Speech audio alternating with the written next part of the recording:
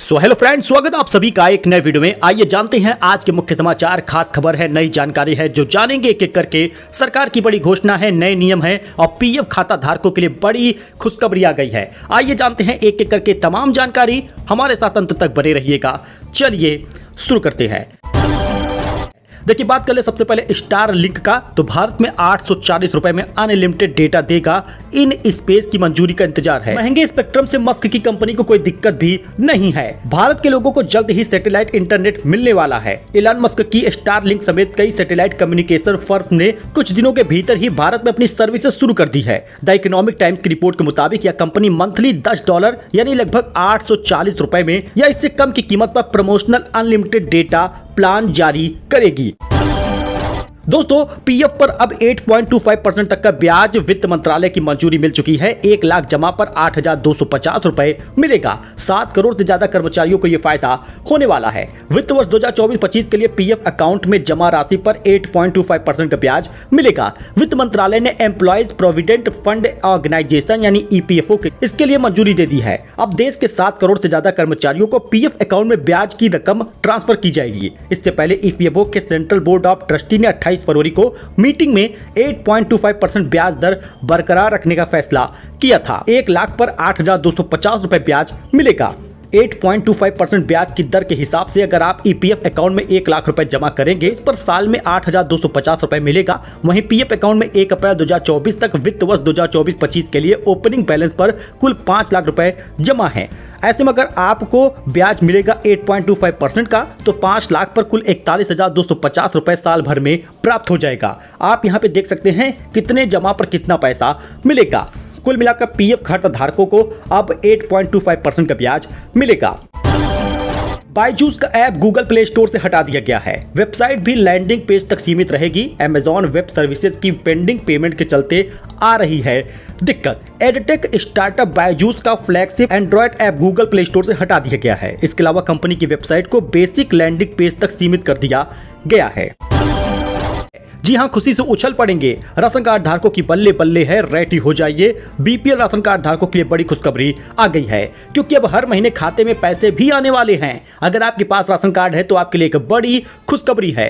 केंद्र सरकार ने राशन कार्ड धारकों को राहत देने के लिए एक नई योजना शुरू की है, जो 1 जून 2025 से लागू हो रही है। इस योजना के तहत सरकार अब हर महीने 1,000 रुपए नगद के साथ साथ मुफ्त राशन भी दे रही है। मतलब फ्री राशन तो मिल ही रहा है। मई में 2 बार मिलेगा, जून में 2 बार मिलेगा। और महंगाई के इस दौर में इस योजना में लाखों परिवारों को किसी वरदान से कम नहीं है। यह योजना जिसमें खाते में 1,000 रुपए पहुंचेगा, आखिर किसको मिलेगा? आइए इसको जानते हैं और साथ ही ये भी जानेंगे कि इस योजना का मकसद क्या है और ये किस वेबसाइट पर जानकारी आई है। क्या ये वेबसाइट एकदम ट्रस्टेड है और क्या सरकार ने सच में ऐलान किया है? सब कुछ जानेंगे दोस्तों। इस नई व्यवस्था की शुरुआत पहले हरियाणा, उत्तर प्रदेश और कर्नाटक जैसे राज्यों में हो चुकी है। कि इटावा जिले में जिन लोगों के पास अभी तक राशन कार्ड नहीं है, फैमिली आईडी कार्ड बनवाए हैं, वो जाकर राशन ले सकते हैं। किसे मिलेगा इस योजना का फायदा? इस योजना का लाभ केवल उन्हीं राशन कार्ड धारकों को मिलेगा जिनका राशन कार्ड आधार से लिंक है। यानी 1,000 रुपए आपके खाते में तभी आएगा जब आपका राशन कार्ड आधार से लिंक होगा। ई-केवाईसी प्रक्रिया पूरी हो गई रहेगी। हर एक सदस्य की ई-केवाईसी हुआ रहेगा। जिनकी सालाना आय 2 लाख रुपए से कम होगा उन्हीं को ये फायदा होगा, और साथ ही जिनका बैंक खाता डीबीटी से जुड़ा होगा। अगर ये सब आपके हिसाब से सही है तो आपके खाते में हर महीने 1,000 रुपए की पूरी संभावना रहेगी। ई-केवाईसी जरूरी है, बिना इसके आपको पैसा भी नहीं मिलेगा। ई-केवाईसी कराने के 2 तरीके हैं, ऑनलाइन एनएफएससी की वेबसाइट पर और ऑफलाइन आधार कार्ड लेकर नजदीकी राशन की दुकान पर जाना होगा। तो बड़ी खबर, अब आधार, पैन और राशन कार्ड से नहीं साबित होगा आपकी नागरिकता, सिर्फ ये 2 डॉक्यूमेंट मान्य होंगे। केंद्र सरकार का बड़ा फैसला है। जी हां, दिल्ली में अवैध रूप से रह रहे विदेशी नागरिकों के खिलाफ अभियान तेज होने के बाद अब खुद को भारतीय नागरिक साबित करने के लिए आधार कार्ड, पैन कार्ड या राशन कार्ड जैसे दस्तावेज मान्य नहीं होंगे, जबकि आपके पास जन्म प्रमाण पत्र होना जरूरी है। बदले गए हैं नियम। बड़ी संख्या में बांग्लादेशी और रोहिंग्या घुसपैठिए आधार, पैन और राशन कार्ड के सहारे खुद को भारतीय नागरिक दर्शा रहे थे, लेकिन जन्म प्रमाण पत्र जरूरी है, तभी आप भारतीय नागरिक होंगे।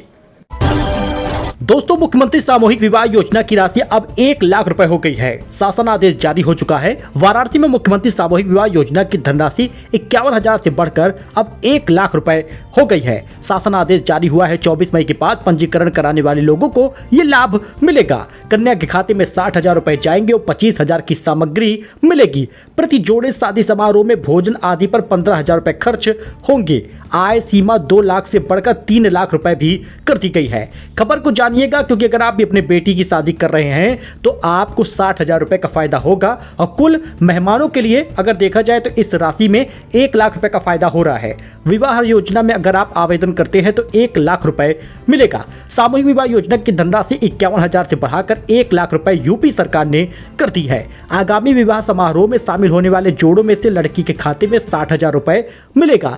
25,000 रुपए की सामग्री दी जाएगी। इसमें सभी सामान शामिल होंगे। 15,000 रुपए प्रति जोड़े शादी समारोह में भोजन आदि पर खर्च होगा। तो आज ही आवेदन कर दीजिए। इसका लाभ आम लोगों को मिलेगा। कन्या को 25,000 रुपए की सामग्री मिलेगी, जिसमें आपको बताते चले कि 5 साड़ी, चुनरी, लड़के के लिए पैंट का कपड़ा, शर्ट, गमछा, चांदी के पायल, बिछिया, डिनर सेट, कंगन, कुकर, दीवार घड़ी, सीलिंग फैन, आयरन, ये सब कुछ मिलेगा। सभी चीजें ब्रांडेड देने का आदेश दिया गया है। 15,000 रुपए खर्च होंगे। वहीं पर भोजन, पंडाल, फर्नीचर, पेयजल, विद्युत प्रकाश आदि की भी व्यवस्था होगी। तो आज ही आप आवेदन कर दें। साल में 3 लाख कमाने वालों को भी इसका लाभ मिलेगा। इस योजना का लाभ जा लीजिए। बेटियों के खाते में जाएंगे पैसे। मुख्यमंत्री सामूहिक विवाह योजना में अधिक से अधिक लोग अब आवेदन कर पाएंगे, क्योंकि इसमें अब 2 लाख रुपए आय सीमा नहीं बल्कि 3 लाख रुपए आय सीमा रहेगी। आप आवेदन कर पाएंगे। इसमें बढ़ चढ़ कर लोग अब आवेदन कर रहे हैं।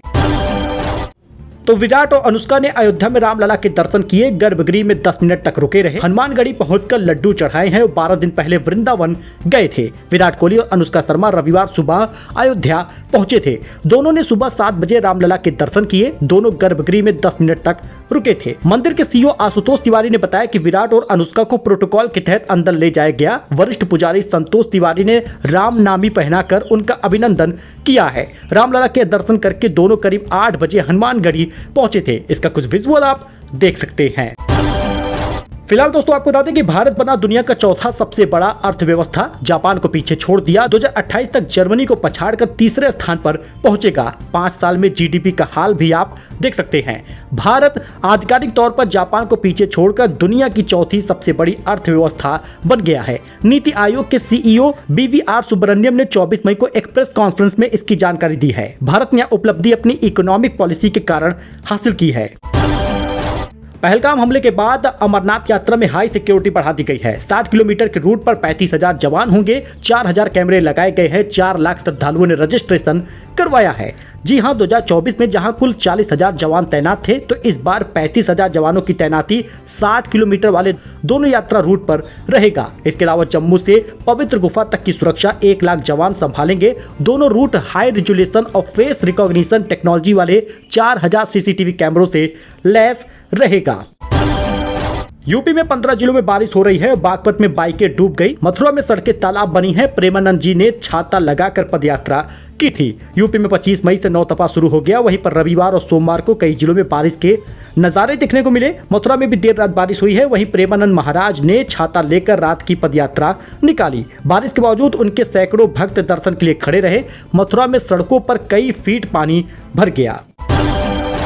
केशव प्रसाद मौर्य ने 8,000 में खरीदा आम का ठेला। विजुअल आप देख लीजिए। काशी में सड़क पर खड़े होकर खाया। दुकानदार को 1,000 का फायदा हुआ है। वाराणसी में डिप्टी सीएम केशव प्रसाद मौर्य ने पूरे ठेले का आम खरीद लिया। उन्होंने दुकानदार से 8,000 रुपए में सौदा तय किया। इसके बाद केशव प्रसाद मौर्य ने राष्ट्रीय महामंत्री सुनील बंसल, काशी मेयर अशोक तिवारी के साथ सड़क पर खड़े होकर आम खाए हैं। यूपी में दूर हो जाएगी ट्रैफिक जाम की समस्या। 6,124 करोड़ में बनेंगे रिंग रोड, बाईपास और फ्लाई ओवर। यूपी की योगी सरकार रोड कनेक्टिविटी के लिए काम कर रही है। प्रदेश में जाम की समस्या दूर होगी। प्रदेश में 6,124 करोड़ रुपए की लागत से रिंग रोड, बाईपास और फ्लाई ओवर बनेंगे। हिंदू मजबूत होंगे तभी दुनिया गंभीरता से लेगी। पाकिस्तान से तनाव के बीच मोहन भागवत की अपील हिंदुओं से है। भागवत ने इस बात पर बल दिया कि सुरक्षा केवल सरकार या सेना का कार्य नहीं है, बल्कि समाज से शुरू होता है। उन्होंने हिंदू समाज को आत्मरक्षा के लिए तैयार रहने की सलाह दी है। लड़की हिंदू और लड़का मुस्लिम तो शादी नामुमकिन, कोर्ट में सरेआम होती है पिटाई, वकील और कोर्ट स्टाफ लीक करते हैं जानकारी, धार्मिक संगठन रोकते हैं शादियां। जी हाँ दोस्तों, आपको बता दें 21 फरवरी 2025 को और कई बार ऐसी घटनाएं देखी गई हैं। मध्य प्रदेश के रीवा में एक कपल कोर्ट मैरिज पहुंचता है। लड़के की उम्र 27 साल, लड़की 21 साल की। वकील ने उनके डॉक्यूमेंट देखे तो पता चला कि लड़का मुस्लिम है, लड़की हिंदू है। बात तुरंत फैल गई, वकील जुट गए, लव जिहाद का आरोप लगाकर लड़के को पीटने लगे। पुलिस ने कपल को बचाया, थाने ले गई। हंगामे की वजह से दोनों की शादी नहीं हो पाई। पुलिस ने केस तो दर्ज किया लेकिन कोई गिरफ्तारी नहीं हुई। इसी प्रकार से 7 फरवरी को भी घटना देखने को मिली। यानी कि ये सब घटनाएं जो सामने आती हैं, इसमें ये पता चल रहा है कि एक ट्रेंड चल गया है। मुस्लिम लड़का और हिंदू लड़की रहती है तो इस प्रकार से हिंदूवादी संगठनों के सदस्य पहुंचते हैं, लव जिहाद का आरोप लगाकर हंगामा और मारपीट करते हैं। यूपी के फर्रुखाबाद, जौनपुर में भी ये घटनाएं सामने आई हैं। इस पर आपका क्या रिएक्शन है, कमेंट करके बताइएगा।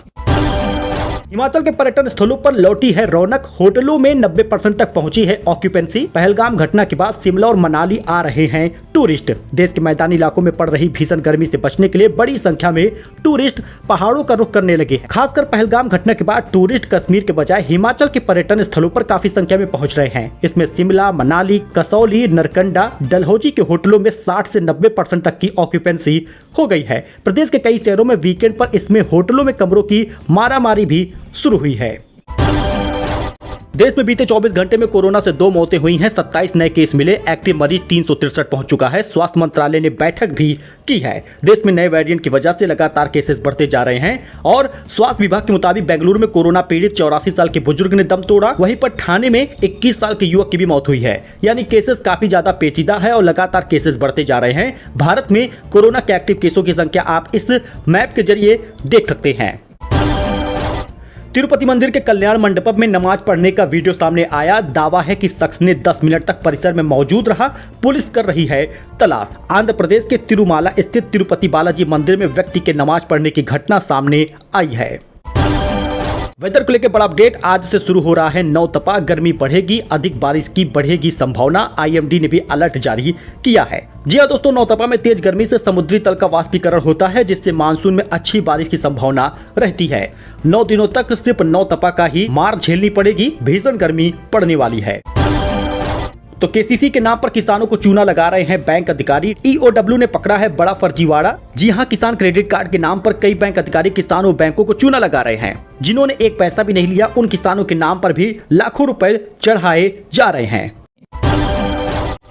सो दोस्तों, ये कुछ अपडेट था, नई जानकारी थी। आई होप कि आपको पसंद आया हो। लाइक करिए, सब्सक्राइब करिए, हमारे साथ जुड़िए for latest news, for latest खबर। फिलहाल के लिए इतना ही, धन्यवाद।